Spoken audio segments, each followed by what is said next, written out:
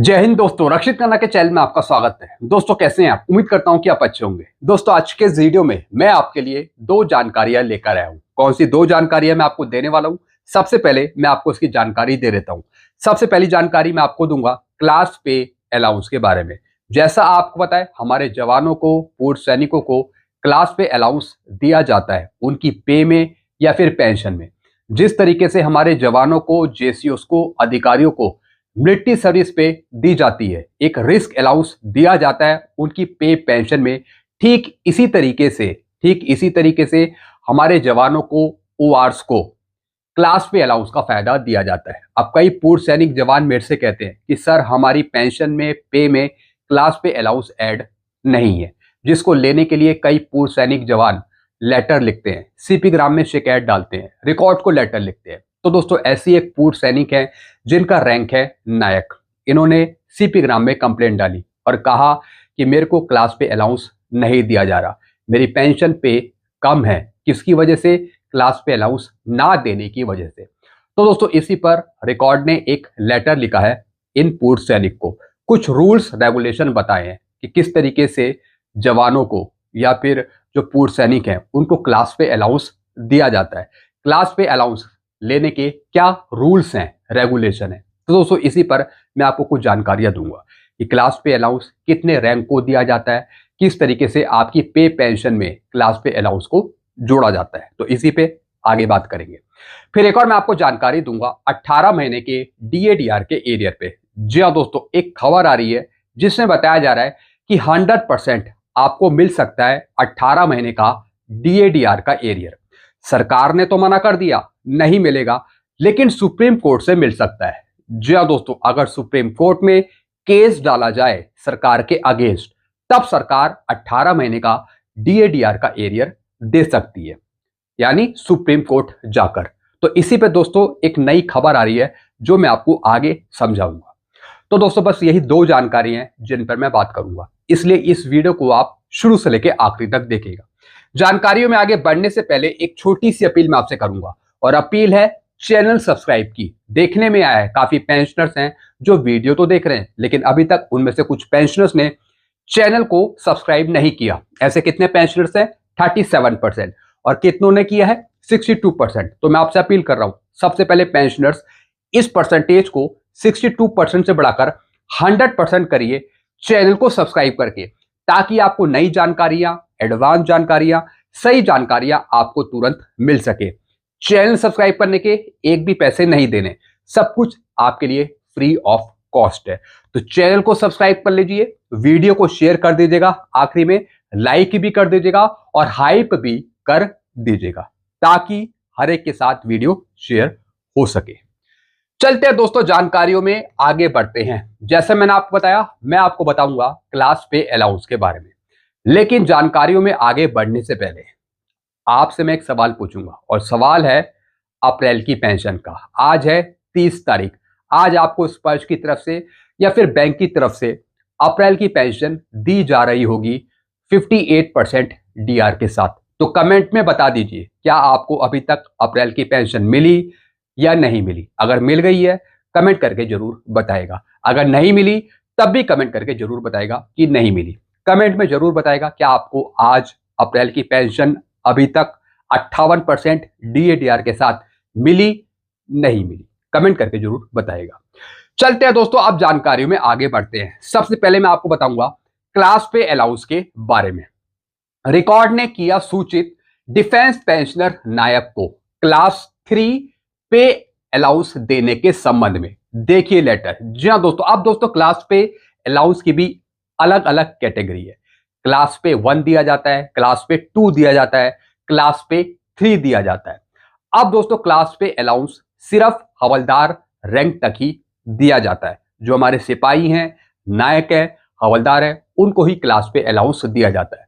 जो इससे ऊपर की रैंक है उनके लिए क्लास पे अलाउंस नहीं है। अब दोस्तों ऐसी एक पेंशनर है जिनका रैंक है नायक। अब इन्होंने सीपी ग्राम में कंप्लेंट डाली थी, जिसका सब्जेक्ट था non receipt of correct pension due to class pay not mention in PPO. जी हाँ दोस्तों, इनका कहना था कि मेरी पेंशन सही नहीं है क्योंकि मेरे पीपीओ में क्लास पे अलाउंस ऐड नहीं है। आपके पीपीओ में, स्पर्श पीपीओ में भी, या फिर जो 7 सीपीसी का पीपीओ है उसमें भी क्लास पे अलाउंस लिखा रहता है। आगे समझाऊंगा कि क्लास पे अलाउंस किस तरीके से ऐड किया होता है, उसकी क्या कैलकुलेशन है, आगे समझाऊंगा। लेकिन सबसे पहले मैं आपको समझा रहा हूं कि रिकॉर्ड ने क्या लेटर लिखा है इन पेंशनर को। अब दोस्तों यहां पे देखिए, ये जवाब है रिकॉर्ड का 21 अप्रैल 2026 का, अभी का। ये दोस्तों क्या लिखा है इसमें, please refer the your petition filed in public grievance redress monitoring system CP gram. यानी इन पेंशनर ने सीपी ग्राम के थ्रू कंप्लेंट डाली थी क्लास पे अलाउंस लेने के लिए। Dated 13 April 2026, received by this office 16 April 2026। On scrutiny of your service record held with this office, no record of passing technical trade test class 2 has been found recorded therein. जी हाँ दोस्तों, record का कहना है कि ऐसा कोई record नहीं है जिसमें आपने टेक्निकल ट्रेड टेस्ट पास किया हो क्लास 2 का। इस वजह से आपको क्लास 2, क्लास पे अलाउंस 2 नहीं दिया जा सकता। Hence you are not getting class 2 pay. इस वजह से आपको क्लास 2 नहीं दिया जा रहा, क्लास 2 पे अलाउंस नहीं दिया जा रहा, क्योंकि आपका टेक्निकल ट्रेड टेस्ट पास नहीं है। फिर क्या लिखा है, however for grant of class 3 pay case has been taken up with POR. जी हाँ दोस्तों, आपको क्लास 3 पे अलाउंस दिया जाएगा। तो दोस्तों उसका केस प्रोसेस कर दिया है पीओआर को।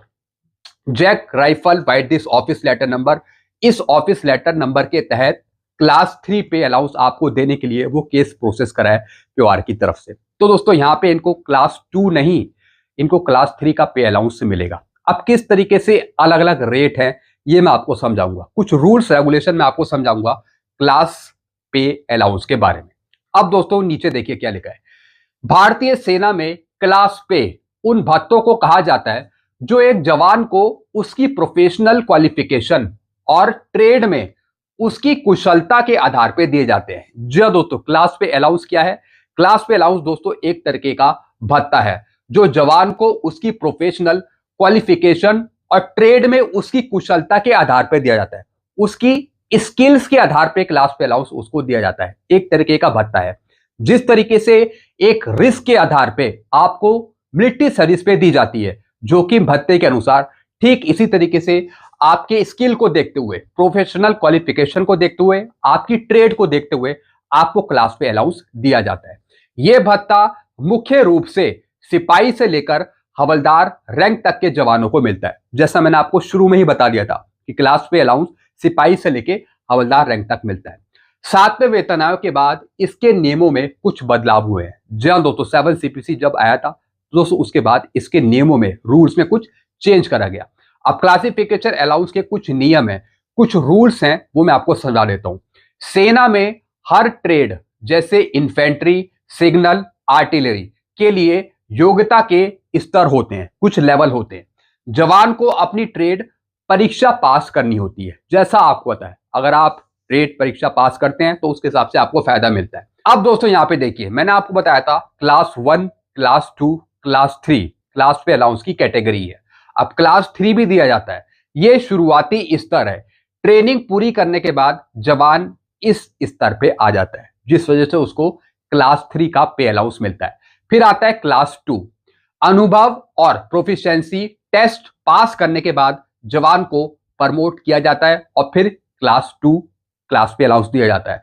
फिर आता है क्लास 1, यानी सबसे ऊपर, यह उच्चतम स्तर पे है। इसके लिए जवान को अपने ट्रेड का विशेषज्ञ होना अनिवार्य है। जी दोस्तों, अगर आपने कोई ट्रेड पास किया है, अगर आप पूरी जानकारी रखते हैं, यानी कि आप उसके एक तरीके के साइंटिस्ट हैं ट्रेड के, तो दोस्तों फिर आप उस क्लास 1 पे आएंगे। यानी क्लास 1 सबसे ऊपर है, फिर क्लास 2, फिर क्लास 3। जो क्लास पे का अमाउंट है वो सबसे ज्यादा है क्लास 1 का, फिर उसके बाद क्लास 2 का, फिर क्लास 3 का। चलते हैं दोस्तों आगे बढ़ते हैं। और क्या समझाया, जब कोई जवान अपनी क्लास अपग्रेड यानी क्लास 2 से क्लास 1 की परीक्षा पास कर लेता है तो उसे उसकी यूनिट के पार्ट 2 ऑर्डर में इसे दर्ज किया जाता है। जी हाँ दोस्तों, जब भी कोई क्लास आपकी शिफ्ट होती है तो दोस्तों उसका भी पार्ट 2 ऑर्डर किया जाता है, उसकी भी एंट्री करी जाती है, तब आपको उसका फायदा मिलता है। यानी जब कोई जवान अपनी क्लास अपग्रेड कि परीक्षा पास कर लेता है, जैसे कि क्लास 2 से क्लास 1 के लिए या फिर क्लास 3 से क्लास 2 के लिए, यानी कि आप अगली क्लास में शिफ्ट करते हैं, तो दोस्तों उसकी एंट्री होती है और पार्ट 2 ऑर्डर जनरेट किया जाता है, जिसके बाद बड़ा हुआ भत्ता मिलना शुरू हो जाता है। बड़ी हुई क्लास का आपको भत्ता मिलता है, क्लास पे अलाउंस मिलता है। यदि कोई जवान अपने ट्रेड की अनिवार्य परीक्षा समय पर पास नहीं कर पाता तो कभी कभी इसे अस्थायी रूप से रोका भी जा सकता है। जी हाँ दोस्तों, टेम्परेरी आपका क्लास पे अलाउंस रोका भी जा सकता है अगर आपकी ट्रेड पास नहीं है, ट्रेड परीक्षा आपकी पास नहीं है तो फिर आपका क्लास पे अलाउंस रोक दिया जाता है। यानी कि अगर आपको क्लास 1 का चाहिए, क्लास 2 का चाहिए, क्लास 3 का चाहिए, तो वो क्राइटेरिया आपका पूरा होना चाहिए, तभी वो आपको उस क्लास का हाईएस्ट क्लास पे अलाउंस मिल पाता है। अब दोस्तों किस तरीके से उसका रेट फिक्स है, किस तरीके का आपको क्लास पे अलाउंस दिया जाता है। अब दोस्तों यहां पे देखिए, क्लास 4 से क्लास 3 के लिए कितना दिया जाता है, 225 या फिर 275 रुपए, यानी कि क्लास 3 के लिए। अगर क्लास 3 से अगर 2 में आप जाते हैं, क्लास 3 में है, अगर आप 2 में जाते हैं तो दोस्तों फिर आपको मिलता है 300 रुपए या फिर 350 रुपए। अगर क्लास 2 से अगर आप 1 में जाते हैं तो 1 का कितना है, 450 रुपए या फिर 650 रुपए। और 8वें वेतन आयोग में ये और बढ़ जाएगा, कम से कम 900, 950, 1000 तक भी क्लास पे अलाउंस पहुंच सकता है 8वें वेतन आयोग में। अब दोस्तों किस तरीके से क्लास पे अलाउंस को आपकी पेंशन पे में जोड़ा जाता है, जरा ये भी मैं आपको समझा देता हूं।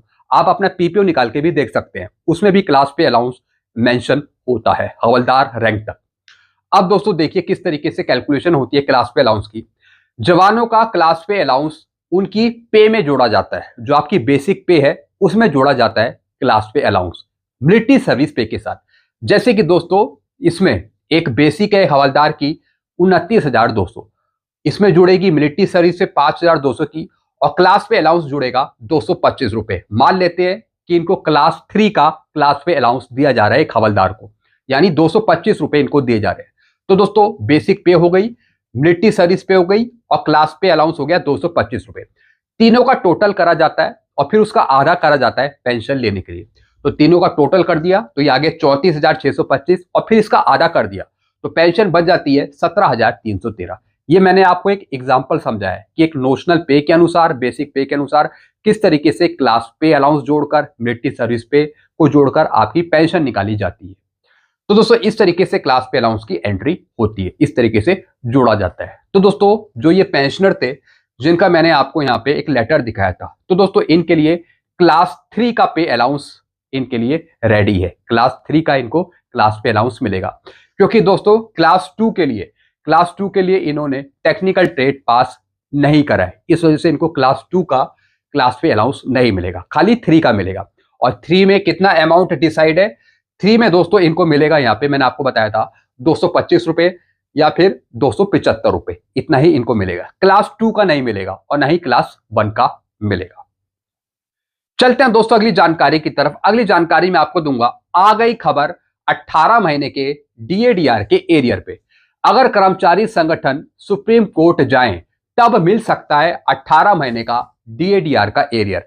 सरकार की तरफ से तो साफ मना है कि 18 महीने का डीए का एरियर सरकार नहीं देगी, लेकिन सरकार के अगेंस्ट जाना पड़ेगा सुप्रीम कोर्ट में, तब 18 महीने का डीएडीआर का एरियर मिल सकता है। जिस तरीके से पश्चिम बंगाल की सरकार के खिलाफ कुछ कर्मचारी संगठन गए थे, वो भी सुप्रीम कोर्ट, तो जिस तरीके से सुप्रीम कोर्ट ने फैसला सुनाया पश्चिम बंगाल की सरकार को, तो ठीक इसी तरीके से सुप्रीम कोर्ट केंद्र सरकार को भी अपना फैसला सुना सकती है 18 महीने का डीए का एरियर लेने के लिए। तो दोस्तों यही खबर आ रही है, यदि कर्मचारी संघ 18 महीने के डीए एरियर के लिए सुप्रीम कोर्ट जाते हैं तो उनके जीतने की संभावना काफी मजबूत दिखाई देती है।